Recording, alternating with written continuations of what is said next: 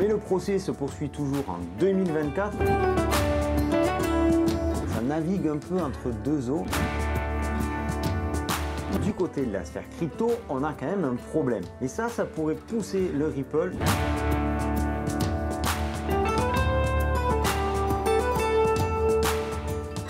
XRP, c'est un projet qui dérange autant qu'un projet qui a du potentiel. Dernièrement, on a vu la SEC abandonner les poursuites contre Brad Garlinghouse et Chris Larsen, les deux fondateurs du projet XRP. Mais le procès se poursuit toujours en 2024 afin de savoir si la vente initiale du token XRP de Ripple est bien en conformité avec les lois sur les valeurs mobilières aux États-Unis. Pour revenir brièvement sur l'histoire du XRP, sur l'histoire de Ripple, ça démarre en 2004, avant le Bitcoin qui est lui de 2008-2009. Donc en 2004, on voit apparaître la société Ripple Pay qui veut révolutionner les systèmes de paiement interbancaires. En 2012, la société Ripple prend le biais d'utiliser le token OpenCoin, qui deviendra rapidement le token XRP que l'on connaît aujourd'hui. En 2018, le XRP atteint un premier plus haut à 2,5 $. On y voit clairement, très clairement, l'intérêt des banques derrière le token. Et en 2023, ce sont plus de 300 institutions financières qui utilisent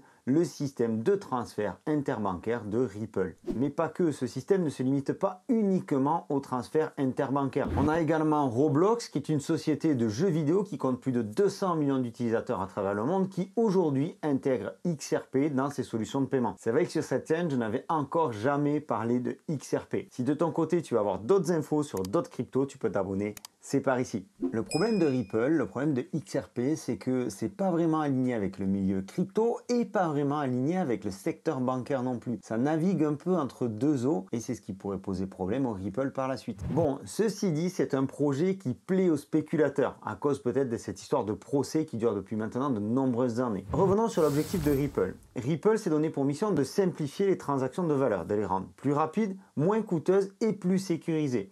Et surtout les transactions à l'international. Vous allez me dire rien de nouveau sous le soleil de la crypto, ça on le sait déjà, sauf que là on parle de très gros volumes de transferts interbancaires. Et en fait on va utiliser de la crypto pour faire des transferts entre banques qui sont fondamentalement anti-crypto. D'un côté on va utiliser la monnaie fiat, on va partir de la monnaie fiat, que ce soit de l'euro, du rouble, du dollar, ce que vous voulez. Ça va nous permettre d'acheter du Ripple, du XRP, et de l'autre côté, Ripple s'engage à payer l'autre partie dans le fiat qu'il a choisi, que ce soit l'euro, le dollar, le rouble, etc., etc. Donc finalement, on peut passer d'une fiat à une autre fiat via la crypto Ripple au milieu, et tout ça de manière transparente, sans frais et sécurisé pour l'utilisateur. Donc ça, c'est quelque chose qui pourrait plaire dans le milieu de la crypto. Sauf que du côté de la sphère crypto, on a quand même un problème. C'est un projet qui est relativement centralisé. Il y a assez peu de validateurs sur la blockchain XRP Ledger, qui est le nom de la blockchain utilisée par Ripple, et aussi assez peu de nœuds, ce qui donne une solution relativement centralisée. Et on le sait, dans les fondements de la crypto, la centralisation, ça fait pas bon ménage, ça n'a pas forcément bonne image. De notre côté, cette centralisation est nécessaire parce que Ripple a un énorme point fort, c'est la rapidité de transaction, seulement 8 secondes. Et cette rapidité est permise parce que c'est aussi centralisé. Un autre problème, peut-être plus important et qui explique peut-être pourquoi le Ripple a du mal à décoller depuis de nombreuses années. Aujourd'hui, on a seulement 54% de l'offre totale des tokens en circulation. En 5 ans, on a eu 25% de tokens Ripple supplémentaires sur les marchés,